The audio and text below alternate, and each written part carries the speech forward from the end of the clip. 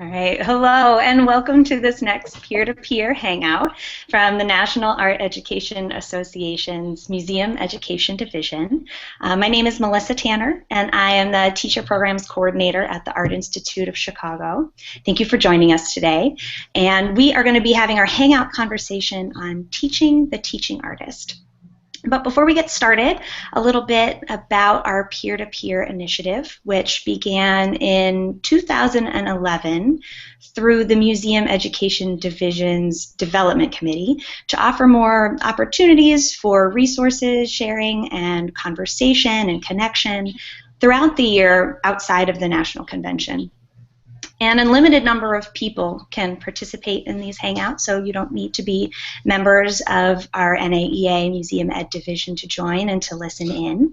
And in addition to being offered as a live conversation today, these hangouts are recorded, and you'll be able to access them for future viewing on the Google Plus page for NAEA Museum Education Division. The peer-to-peer initiative has grown to have monthly hangouts, and these hangouts are hosted on the second Wednesday of each month at 1 p.m. Eastern Standard Time. And because our panelists today are coming from across different time zones, that translates also to 10 a.m. Pacific and 12 p.m. Central. And we'll talk some more at the end of today about some upcoming hangouts that you can tune into and listen about. So before we turn to our panel, I want to remind you that these hangouts are meant to be interactive to all of you viewing, and we encourage you to use the Q&A panel that's featured within the hangout session to ask questions of our panelists or to add comments to what you're hearing. You can find that Q&A feature if you hover over your screen. There's an icon to the left that says Q&A.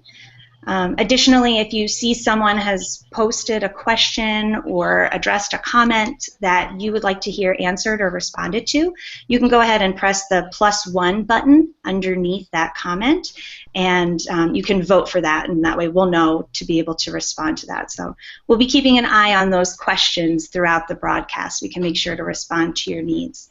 And also, Julene Chevalier is going to be live tweeting for us for this hangout. So you can follow along and share on Twitter.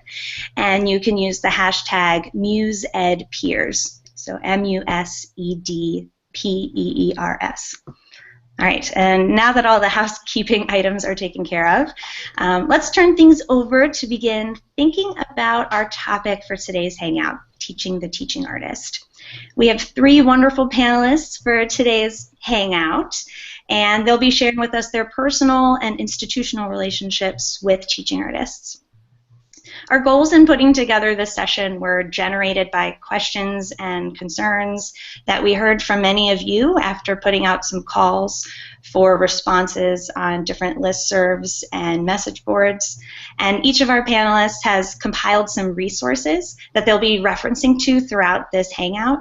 And after the session, we'll post the resources on a shared Google document onto our event page for you all to reference, and hopefully it can become a live document that many of you can share and add on to, and we can all share resources related to working with teaching artists with one another.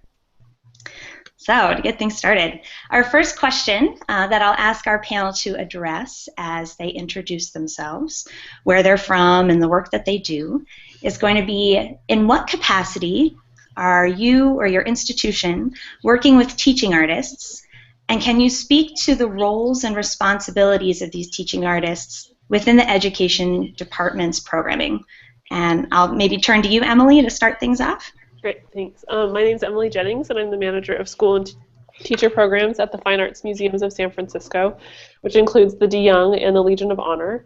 And we have a long-standing history of working with teaching artists, both within our school programs and our family programs. So I'll be speaking specifically to their work within school programs. They support 2 of our school offerings. One is our Get Smart with Art program, which is housed at the de Young, and the second is our Past and Present program at the Legion of Honor. And that they're working directly with students, facilitating a number of different lessons that are static throughout the year. So that's one way that they work with us. They also help develop teacher programs throughout the year, both workshops and larger initiatives, such as our Start with Art program, which hosts about 150 teachers in one go. And they also help us develop educator resources as well. And within our teacher core, we have a structure that I'll get into later that spans the scope of experience with the institution, so that we have entry points for both those that are coming in as novice to museum education, as well as those that have a long-standing relationship with the museum. So it's a tiered development so that there is growth within the way we support our teaching artists. Great, thanks. Lydia, do you want to go ahead and think about that as well? Yeah, thank you, Melissa. So my name's Lydia Ross, and I am the manager of school and teacher programs at the Museum of Contemporary Art in Chicago. And I work closely within the education department with a team including our associate director, Marissa Reyes, our manager of family and youth programs, Lauren Watkins, and our coordinator across all of those program areas, school, teacher, family and youth, with a coordinator. And I think it's important to frame the work that we do with teaching artists in kind of the larger context of the MCA's vision, which is to be an artist-activated and audience-engaged contemporary art museum that generates art, ideas, and conversation around the creative process. So really the most direct way that we in the education department are fulfilling that vision is to work closely with teaching artists, who we refer to as artist guides, who really lead and help design all of the school, teacher, family, and youth programs that we offer. So these range from our daily school tours for 1st through 12th grade students, our creation labs, which are kind of gallery tours with hands-on making, our multiple visit program, our school partnerships, all of our teacher PD programs, our family days, and our teen program, the Teen Creative Agency. They're also trained to lead adult tours, so I'll get into the training structure later, but the core of artist guides that we work with are all trained to lead school tours and adult programs. Some of them are also leading some of those extra family and teen programs. And I should just note that we do also have a docent program, but that's managed by another staff member. And those docents are leading the free public tours. And lastly, I would just share that the teaching artists that we work with are all active practicing artists in Chicago. They all have an active and diverse studio practice, from a tap dancer and a spoken word poet to painters and sculptors. And we get really excited about this tangible link that the kind of practicing artists provide between the art on view in our galleries and that creative process. Great, thanks Lydia. Janine? Hi, thanks Melissa. So our structure sounds fairly similar to Lydia's. I'm Associate Director of Education at the Contemporary Jewish Museum in San Francisco, and we actually are a partially new and partially old institution. We reopened in a new location downtown San Francisco in 2008, and prior to that we had a very small gallery space that was shared with another organization. So in 2008 we were able to kind of revamp our structure and really start from scratch. And from 2008 on, we have employed a core of 12-ish, it varies a little bit, teaching artists. We call them here museum educators, and they work alongside docents to give tours. Our teaching artists give private tours and school tours, private adult tours and school tours, whereas as at the MCA Chicago, our docents, our volunteer docents, give public walk-in tours. We have about half of our museum educators are active artists with studio practice, and the other half have other areas of expertise. Some of them are art historians. We are a culturally specific museum, so some of them come more from the Jewish education world, but we have brought them on because of very specific areas of expertise. And while the heart of what they do is giving tours and leading hands-on workshops for our school groups, they also teach our family drop-in studios on the weekends. They lead our preschool programs, and they often give support or design the programming for teacher professional development. And additionally, they're very flexible, and we often bring them on for special projects such as developing an art project for a young adult evening or really building out some teacher resources. So they're a flexible crew.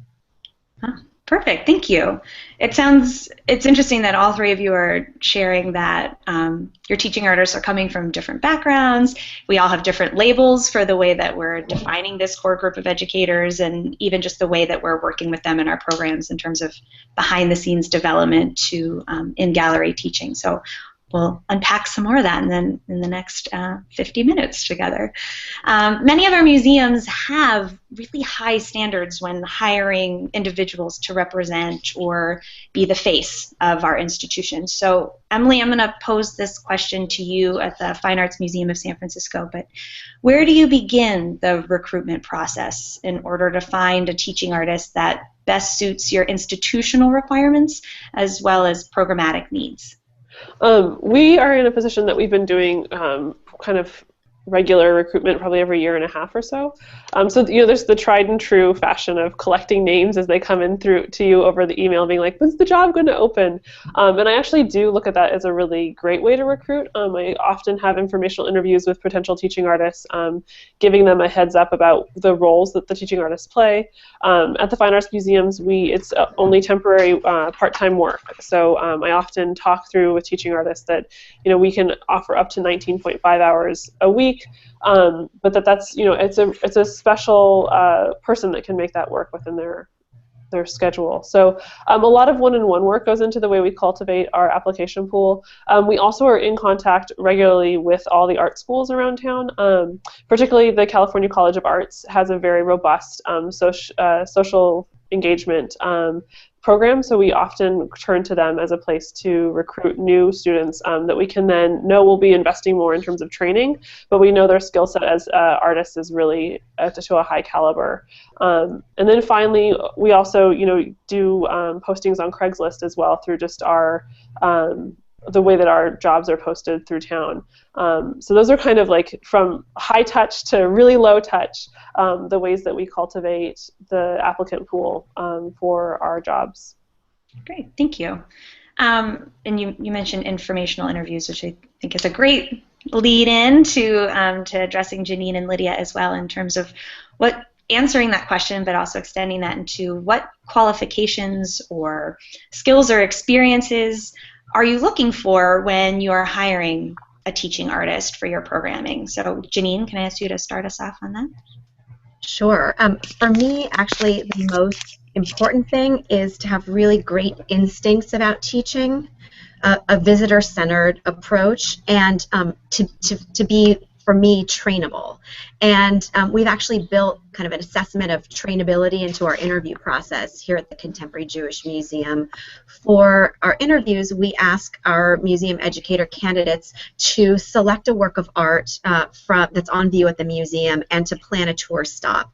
And as part of the interview, they present this tour stop to us, and after that, I or whoever else is interviewing with me would coach them and offer feedback, whether that's on making questions more open-ended or adding multisensory experiences into the tour stop to see how they respond to and integrate feedback, because we really see our museum educator program as a program that's in a constant state of improvement, and I expect that our core of teaching artists will be receptive to feedback and will be able to quickly kind of integrate that and revise their work. So that has actually been really successful in identifying people who not only bring great skills and experience, but are willing to listen to the feedback of others. We also have a very collaborative approach within our core of teaching artists.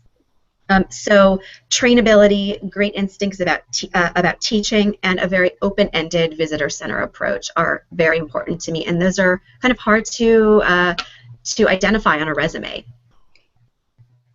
Absolutely, I can imagine that's why those teachable moments and being able to see how people receive and respond to feedback is really important in your programming. Lydia, do you want to respond to that as well in terms of what you're looking for at the Museum of Contemporary Art?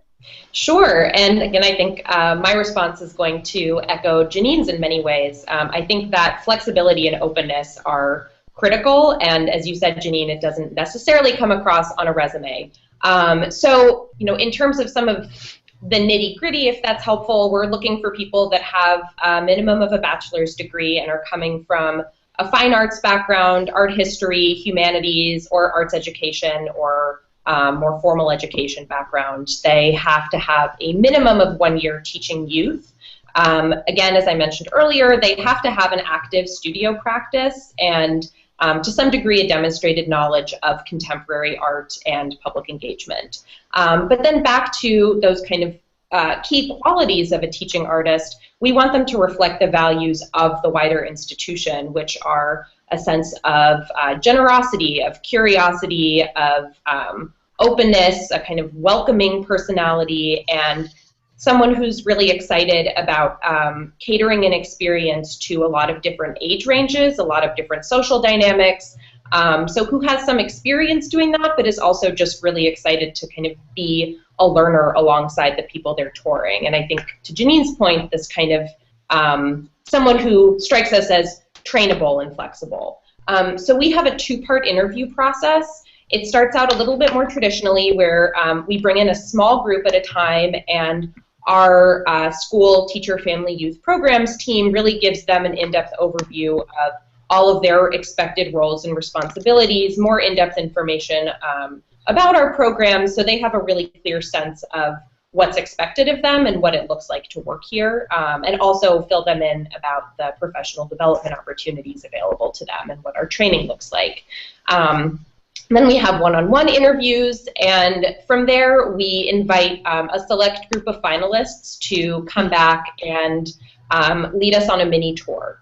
So we ask them to pick 2 artworks, 10 minutes each, and ask that each stop addresses or is geared towards a different audience. So without pretending that some of the education department staff is a group of 5th graders, how would you lead us in a tour that is more geared towards a student-centered, kind of inquiry-based dialogue tour? So what techniques are you going to use to engage us versus another stop which we ask them to cater more towards an adult tour audience, which should be grounded more in kind of the art and art history, the social context, while also maintaining that kind of open-ended and flexible nature. And I think asking the teaching artist candidates to toggle between those different audiences is, I think, a challenge for anyone, but we really see a lot about how they're thinking about visitor engagement, how they're interacting with us, and just generally what their demeanor in the gallery is like. And that's been a really great process in helping us identify those really standout candidates. Great,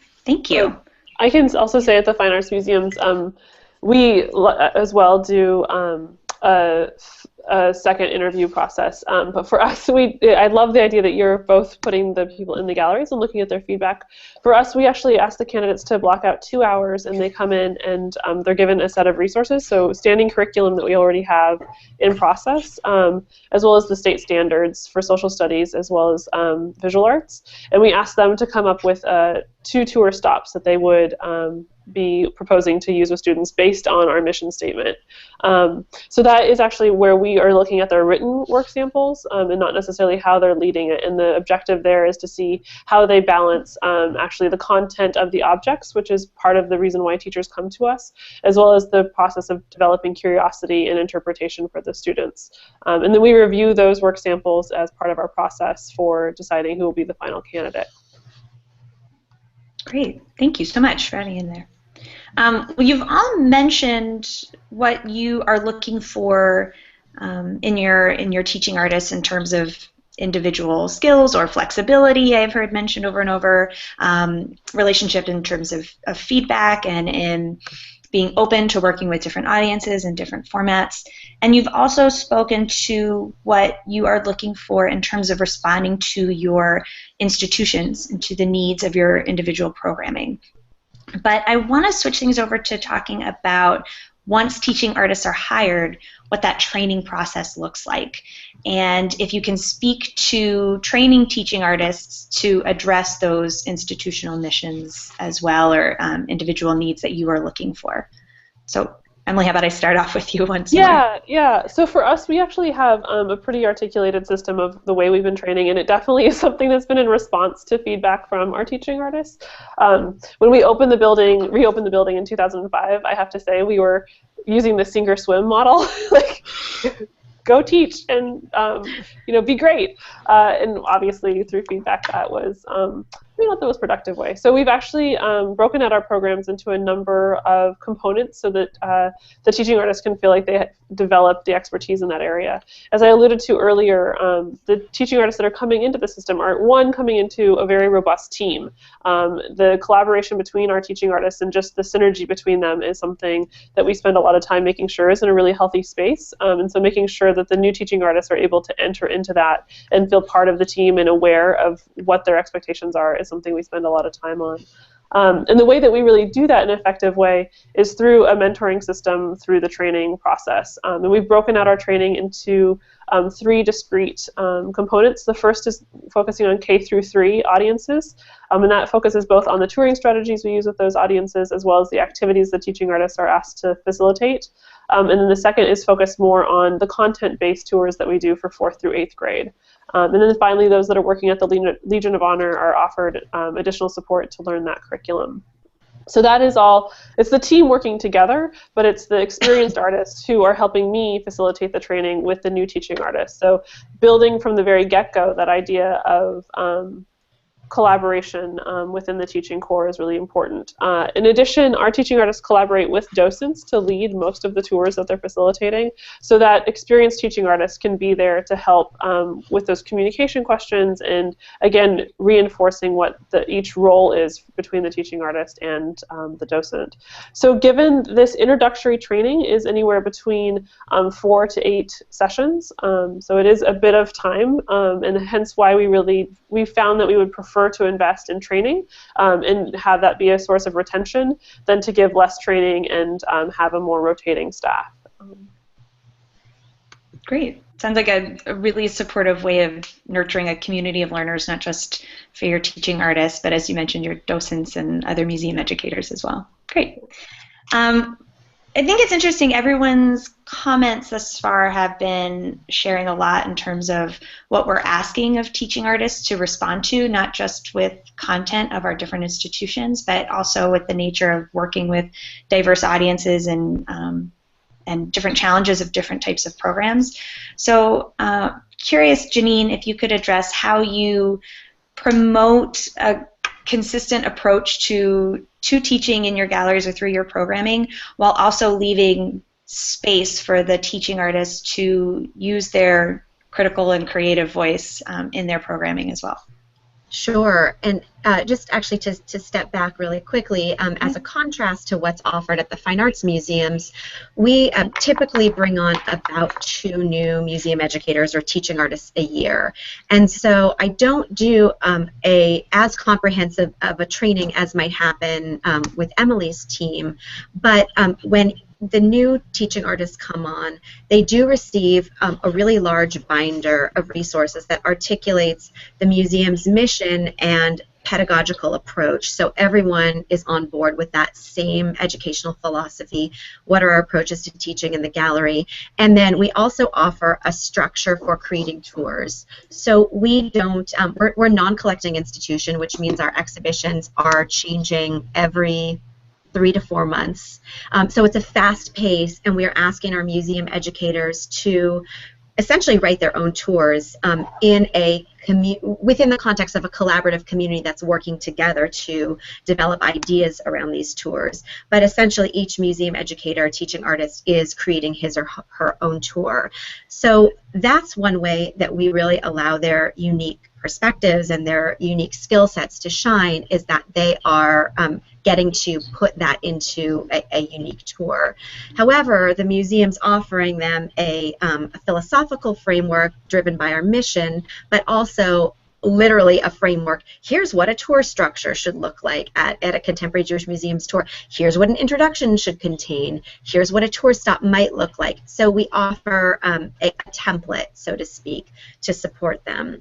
The other thing that we do with our new teaching artists is that we pair them with more experienced teaching artists and ask them to observe tours, not only the logistics of how tours work at this museum, but so they can see the styles of their peers and learn from them.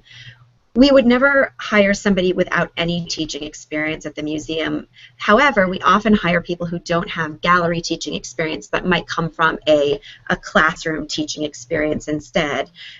So if there is a local VTS seminar, or if there are peers that I think lead really great examples of inquiry-based tours, we will facilitate that for our new teaching artists. But it's really based on the needs of that individual.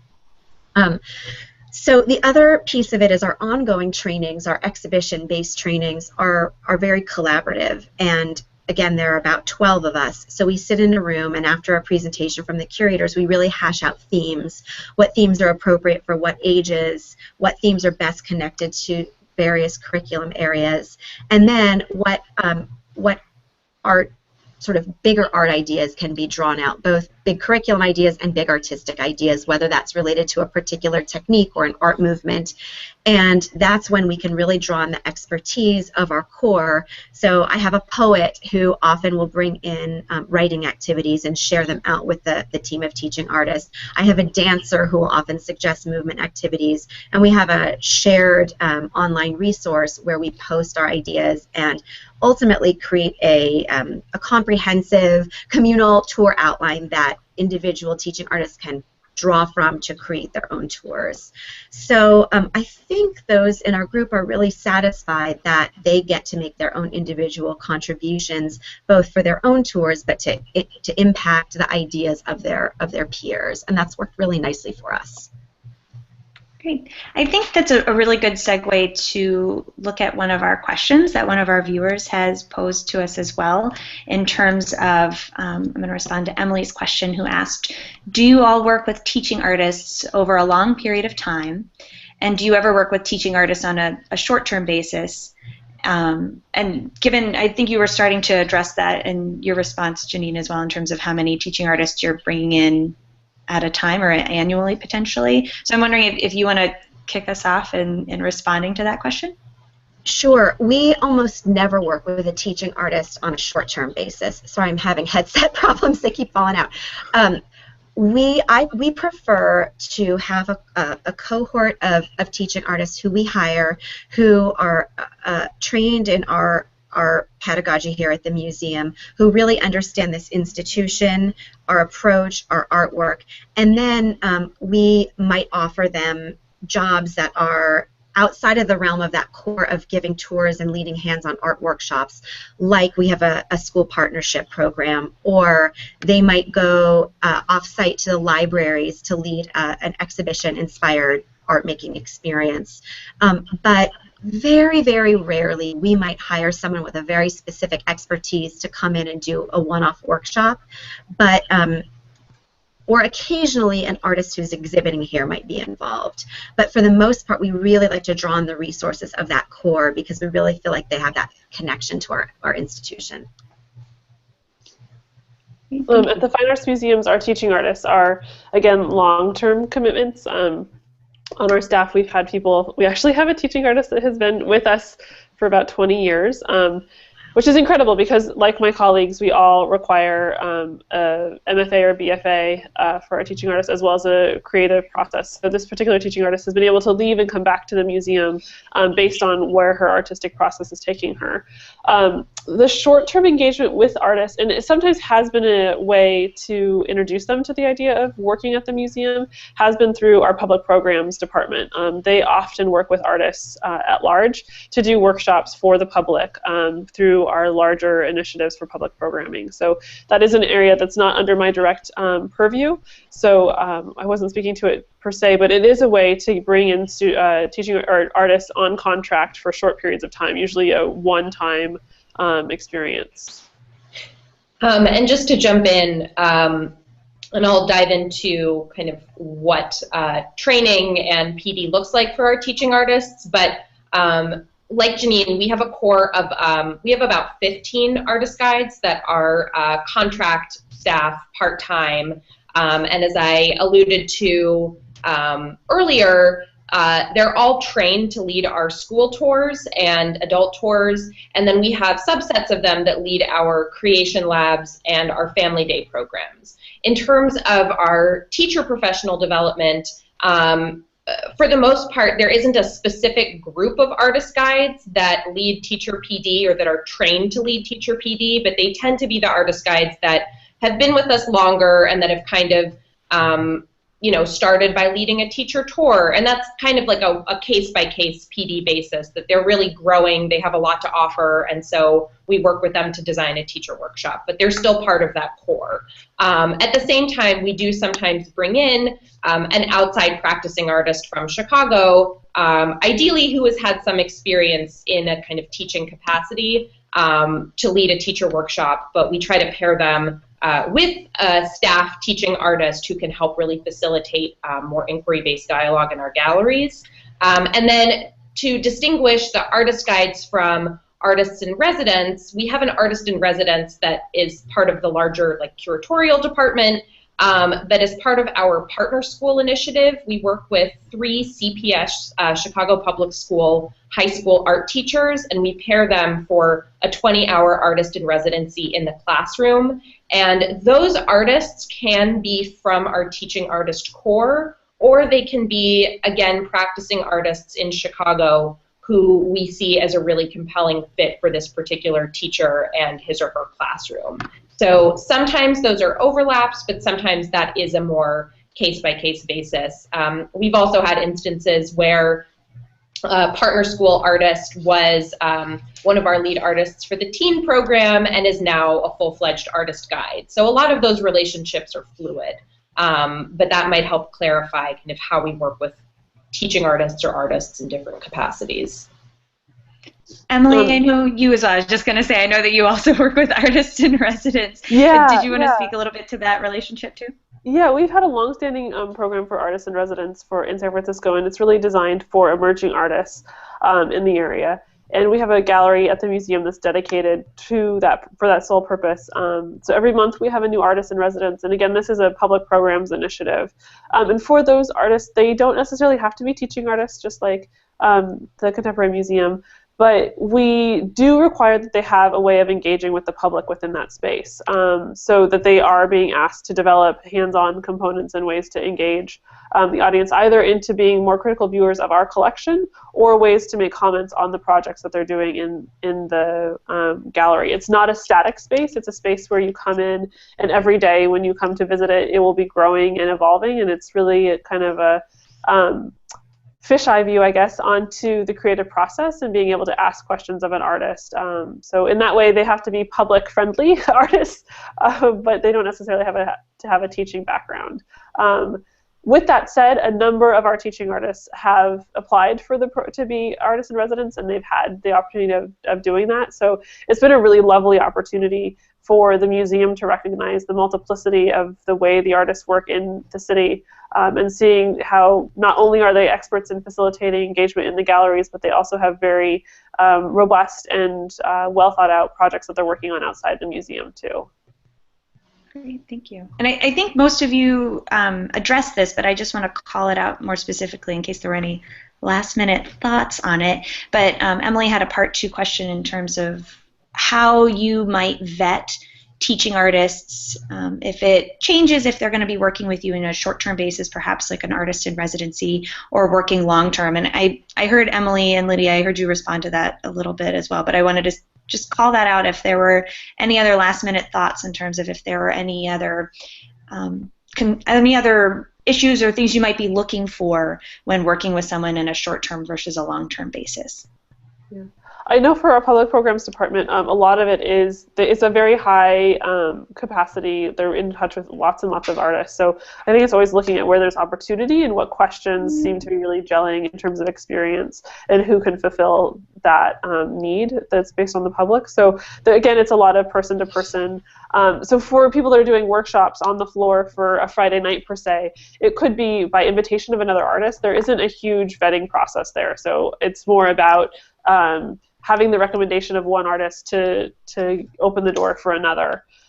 For our Artist in Residence program, the month-long commitment, that is a much more rigorous application process. They have to put together a proposal. It's reviewed by a team of individuals in education. It's actually an education-focused program, and often it includes a studio visit as well. So again, with this idea of the individual really being responsive to the public, there's a lot of kind of assessment of how successful the artist will be in that, and also how plausible is the activity that they have or the project they proposed. You know, based on being in museums, we have a lot of parameters and whatnot that we have to hold in place to keep the artwork safe and the building structure and safe too. So sometimes an artist's vision needs to be molded over to make it actually be a good fit for the Artist in Residence program in particular. You know, and for our teaching artists, we are always interviewing for a long-term basis. We, you know, really want to invest and deepen and have a stable working crew. So this idea of looking at openness for feedback and collaboration and experience of how do you bring your experience to a team and help that be a source of strength and not necessarily a kind of chip on your shoulder is something that we're always looking for. Yeah. Go ahead. I was just going to say that, you know, to distinguish between the teaching artist core, who, as I've mentioned, we're really looking at to serve, you know, to serve a variety of roles and a variety of audiences, and to kind of have the flexibility to be to play many roles for many different audiences. For the Partner School Initiative, which again is a relatively small program, although it's our kind of most in-depth and the kind of only outreach program we have in terms of really spending time in the classroom with an artist. That program is really responsive to the needs of the teacher we're working with, the needs of the school context that we're working within, hearing from the teacher more about the class that they're anticipating using as their partner class. So that really is, you know, I don't think that we really look at artist relationships as short-term relationships. A lot of the artists that I've worked with have been artists whose work was on view in an emerging artist exhibition at the MCA, or they've programmed teacher workshops for us before, or they're coming highly recommended, or we could see them doing a lot of different projects with us, you know. So I don't think we're ever looking for kind of one-off relationships, but we are really looking specifically for which artist is going to fill the needs of this teacher, school, and student body. And that said, you know, have they had some experience working with young people? Do they demonstrate those same qualities of kind of flexibility and responsiveness and collaboration that we expect in all of our artist guides? But it is a little bit more specifically focused for that partner school program or for leading a particular teacher workshop inspired by one of the exhibitions currently on view. And I'd like to add to what Lydia is saying. I think this has actually been a little bit of a dilemma for us here at the Contemporary Jewish Museum because, like I said, we usually draw on this very well-vetted, committed core of teaching artists for most of our programs. However, sometimes we need somebody with a very specific set of expertise, or we'll bring in an artist who is related to a particular exhibition to teach a workshop or a class. And my approach has not been to vet them in the same way in terms of asking them to do a sample teaching. It's usually really project driven, or, you know, we'll look at other teaching work they've done, but I haven't kind of put them through that on the floor teaching simulation where they're responding to feedback. And every once in a while I've had someone teach for me who is a great artist with tons of experience who is just not an excellent teacher. And every time I kind of want to kick myself that, oh, I should have treated this the same as I might have treated someone who I was vetting for a long-term relationship. On the other hand, it's a little bit awkward. This person is, you know, the foremost expert in whatever in this region with tons of teaching experience. So how do you navigate those kinds of relationships? And maybe it's a rhetorical question, or if anybody wants to address this, but oftentimes for a 1 or 2 session type of interaction, I have not done that vetting, and it doesn't always end as well as I would like. It is that balance of having a safe space for feedback, but also recognizing your programmatic needs, that it is a tricky balance in terms of what exactly you're looking for your guides in certain situations. Lydia, you've mentioned being able to work with teaching artists in different programming, so I wanted to bring it back to asking, we were thinking about training and sustaining our teaching artists through professional development. And if you could speak a bit to how you keep both your new and your experienced teaching guides engaged within your programming. Sure. So it varies each year how many new teaching artists we bring on, but I would say it depends. I think the last 2 years we've brought on about 4 to 5 new guides per year. And we've had some teaching artists who have been with us for 12 or 13 years, some of whom it's their first year, a few of whom have been the lead artists for the teen program and are now folded into the artist guide program, which has overlaps but is not the same thing. So in terms of specific training for new artist guides, they meet with the staff to have that kind of nitty-gritty, how do you get from the staff entrance to where school tours happen, which is not totally straightforward. So it just, the kind of basics, logistics, what are the expectations of you, day of, what is your job here going to look like on a really, kind of practical basis? What is our expectation of you supporting us with, like, greeting and dismissal of school tours? So making sure that they feel really comfortable with the kind of basic responsibilities of the job. And that is purely led by MCA staff. And then we spend some really intensive time with them doing training led by a veteran teaching artist. So it's, them alone, so they feel, more comfortable and kind of start to build community amongst each other, to really think about what our pedagogy looks like. So when we say that we're student-centered, when we say that our tours are inquiry-based, dialogic experiences, what does that look like? So like Janine was saying earlier, we do have some expectations of a kind of, what we have, like a handout that says anatomy of a tour. So there are some basic expectations that come with leading children first grade through 12th grade through the galleries. But beyond that, really talking to them on the ground in our galleries, what does it mean to say that we teach through inquiry? What does it look like to have an open-ended conversation?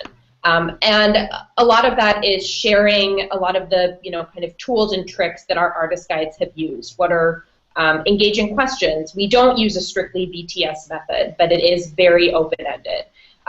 So we talk about the qualities of a strong tour from what we've seen over the last several years and hundreds of school tours. What are some kind of go-to activities that you can do to engage different kinds of learners? Something that's more movement-based or sound-based? What are some really great question starters? And then also working with artist guides, we're new to really think about kind of 3 different approaches to engaging people through artwork. So through the social context of the group dynamic, really valuing students as experts of their own lives and really thinking about how do we draw connections from what students are thinking about from, before they got here. What did they eat for breakfast? What was the last thought they had before coming into the museum? And then how do you use that to really bring people into a work of art?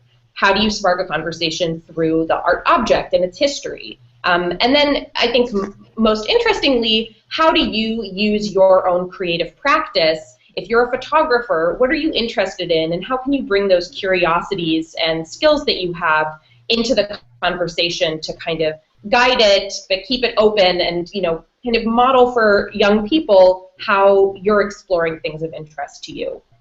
So that's several hours, and before we let artist guides who are new lead their own tours, we have them do a lot of observation and debriefing with veteran teaching artists, and we try to match them with teaching artists who have different styles. So they're really seeing a range of what it looks like to lead a great tour in some really different ways, but with those kind of through lines of open-ended dialogue-based conversations. And we give them a lot of resources too.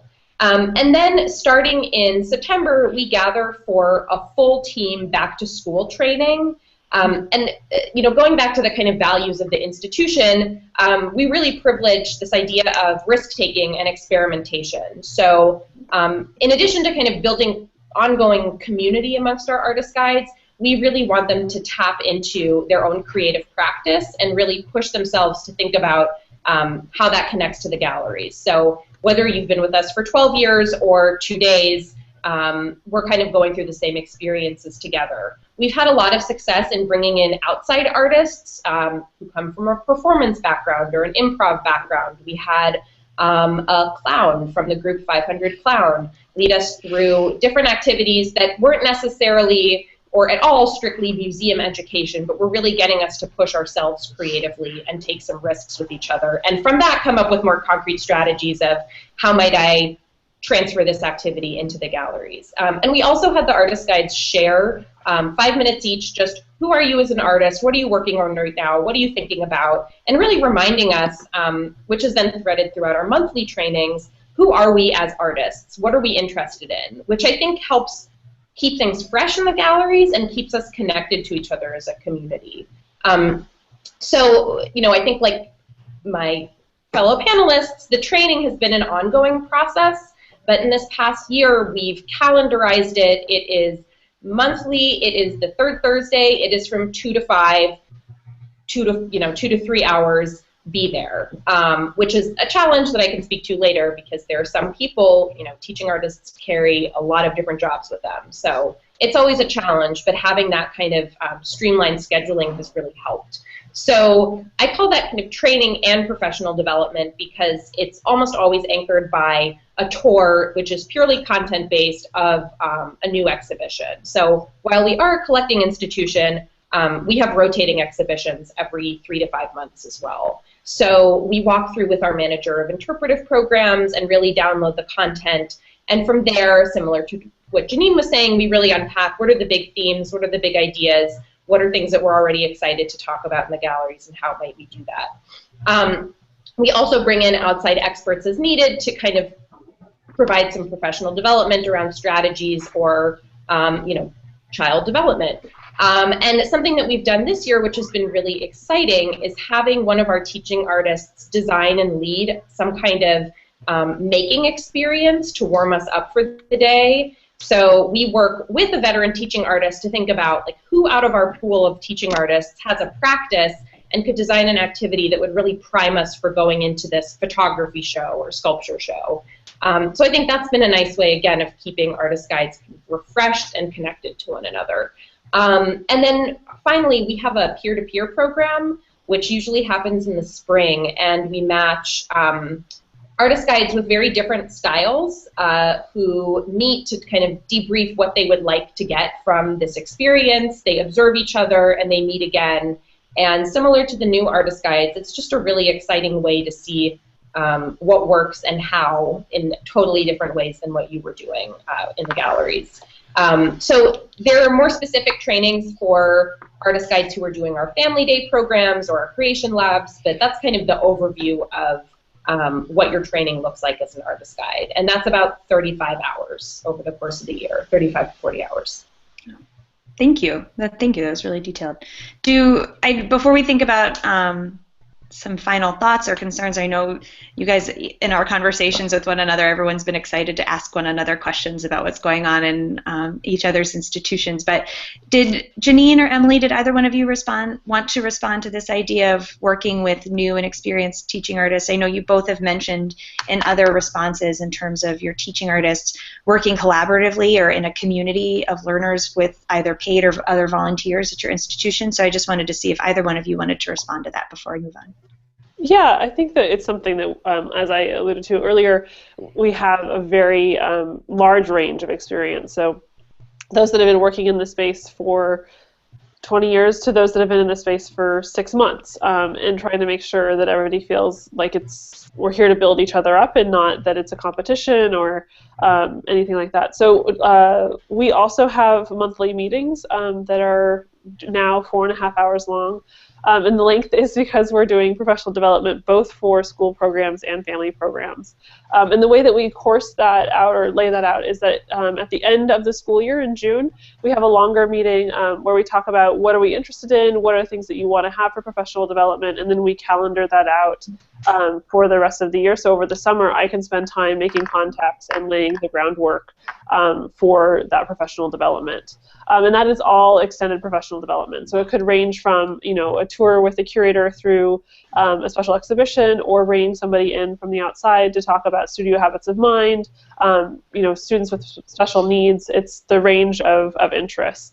But I really have to say what Lydia said about having teaching artists have time to make things together has been something that has happened organically through our group, but it's something that I definitely need to make more time for, because they just come to light all together when they're doing that.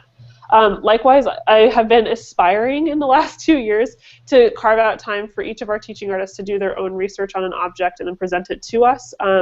Sadly enough, during our professional development, we can spend a lot of time talking about best practices and not enough time looking at art.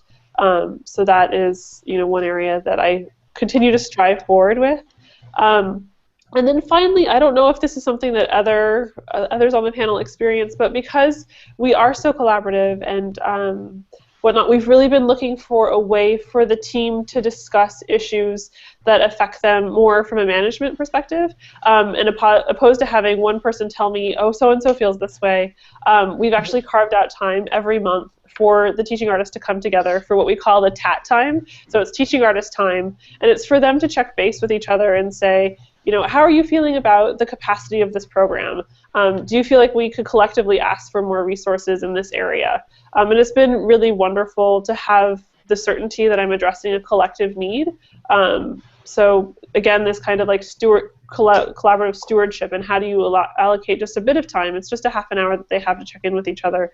But I know it's meant a lot to the team, and it's been really refining for me as a manager to be able to address those needs directly. And are you there for that, Emily? I actually, no, I'm not. We have our studio coordinator, who's also a teaching artist, and she's there and she's providing notes, and they just provide me the action items. And if there's things that are needed for additional discussion, we can have that come into the meeting. But often it's, we would like to have more time to discuss about engagement in the 5th grade. Or we'd like to have a chance to meet with HR again. It's those kind of requests.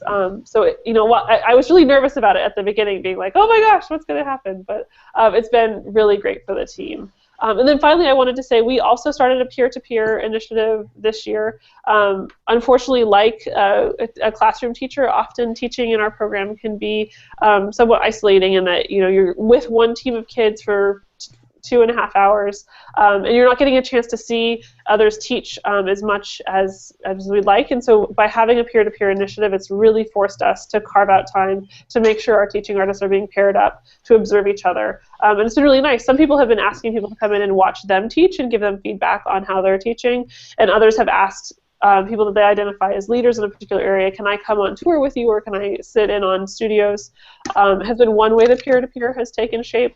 The other has been in these longer sessions where we look at a particular concept and identify methodical actions to take to research a particular question. And in the resources that will be up on for this peer-to-peer session, I included some of the coaching questions that we've been using this year. And it's been really great because often I think, it's human nature to hear a problem and want to try to solve it. And with us within this peer-to-peer initiative, it's been much more about helping the other teaching artists noodle down into what is the big question you're asking and how can you answer that for yourself. So opposed to being problem-solving oriented, it's been much more about motivations and creative solutions to those. So. Emily, we almost have the opposite approach here at the museum in terms of focusing our time on looking at art and really researching and delving into individual works of art rather than focusing on bigger issues of best practices. And that's one of my goals for the coming months or the next school year is really to think about how I can provide more of that big picture professional development for my teaching artists, because we get so caught up in the nitty gritty of the exhibitions and the artwork, and they are each taking on a section or a particular artwork, researching it, developing questions, developing kind of hands-on connections that we often don't build in the time to step back, because of one of our big challenges is just the pacing of a non-collecting institution. And the ongoing professional development we offer is kind of in this ad hoc, exhibition-driven nature rather than this larger, under the larger rubric of bettering our overall practice as teaching artists, and that's something I'd like to offer as well. Scheduling it, finding the time is tricky. Yeah. We luckily have our free day, which is the first Tuesday of every month, and you don't need to be in the galleries trying to teach on our free day. It's too busy, so we use that as a time for us all to get together. That's great. Great feedback, and I hear some common themes in terms of ideas or concerns that each institution is having, or goals for what to look forward to. So how about just as a final wrap-up before we've got 5 minutes left, but maybe do you each want to just take a minute to just share what you're thinking about now? Maybe there's something you heard from another panelist today, or there's other current concerns that you and your institution are facing, but maybe just each of you as a wrap-up can just share what's next. What are some other ideas that you're working to address with your teaching artists? Sure, I could jump in here because I heard some of the things we're thinking about come up in the previous comments. You know, to Janine's point, and Emily sharing this idea of kind of big picture training to better teaching artists practice more holistically. You know, we think a lot within the MCA about the incredible asset that these teaching artists are and how much they give back to us. And, you know, really thinking about how we as an institution can give back to them and support their growth, but also knowing what a robust community of teaching artists there are in Chicago, and knowing that some of our peers are working with those same teaching artists. We've started, or we are now participating in a kind of burgeoning arts administrators who work with teaching artists group to really think about, in ways that we're doing on this panel, how are we collectively across the city in our individual institutions supporting teaching artists? What are those through lines? What are we hearing from our peers that we're missing, and how can we either complement or kind of build on what each other is doing? You know, a challenge that I think we all face is that teaching artists, again, are busy. If they have an active studio practice, that can take them to a residency. It can take them to a new job out of state. So I think it's a challenge to onboard new people, and it requires a lot of investment from us. But then we want to think about how we're really supporting them, given how much they share back with us. So I think having, you know, panels like this and having a kind of meetup with peers across the city is a way to turn a challenge into a really exciting opportunity. Great, thank you. Emily, what are you all thinking about now? Well, for me, I'm just trying to, my main goal next year is to spend more time observing our staff and giving them feedback in a way that actually can help motivate them in that kind of area between December or January and March. You know, I tend to see like people kind of getting fatigued in that area of time, and trying to think about how can contact with me and getting my perspective on their teaching both give them a sense of clarity on what they're doing really well, and also give them enough time to use the feedback to continue to improve their teaching. You know, we do annual evaluations of our staff as part of our museum policy, but that can happen at any point of the school year. And I don't always make my target of having it be so timely. And it really is something that we want to make sure is productive for them. Great. I'd echo Emily's comments about really making sure that we have the process of observation and feedback in place with our docents, whom I also supervise, we have a peer review process. And I think I'm inspired by what my colleagues have shared about having some peer-to-peer observations and feedback mechanisms. And that's one of my goals, is to build that more into our program, and also to have some kind of annual comprehensive training for everybody, like I said before, rather than specific to an exhibition. Just to add one other thing, a model that I've experimented with a little bit, which I actually saw done really well at the Guggenheim Museum through their Learning Through Art program, is really celebrating the teaching artist as artist. And there was an annual kind of exhibition or presentation of their own artwork as part of a holiday celebration. And we don't have a mechanism for artists, our teaching artists, to display their work in our museum. It's just, we're not set up like the Fine Arts Museum with a special gallery. So really thinking about how we can acknowledge the skills that they bring as artists or as experts in other areas, separate from the work they do in the museum. How can we honor their practice? And we have had a couple of celebrations where we've invited them to share their work with their peers, and we can say, like, wow, I had no idea you were an amazing sculptor. Or some of our other educators who come from different fields have read their poems, and it's been really wonderful for morale and just for acknowledging the artists in all of them. Okay, thank you. And clearly there's much more that we can discuss and continue having conversations with one another in terms of our relationships with teaching artists. Unfortunately, that's our time.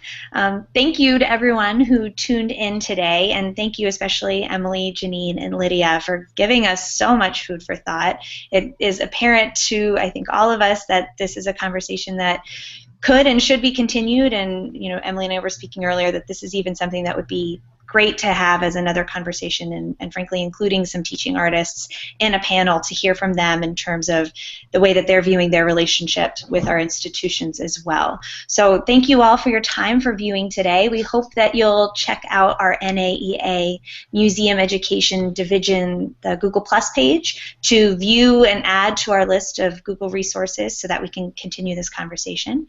And we'll have another peer-to-peer hangout on Wednesday, May 13th, again at that 1 p.m. Eastern Standard Time. And that hangout will be in response to wellness programs in museums. So to get more details about that and other upcoming sessions, check out again the Google Plus page. And thank you to everyone who participated today. We'll see you soon. Thank you.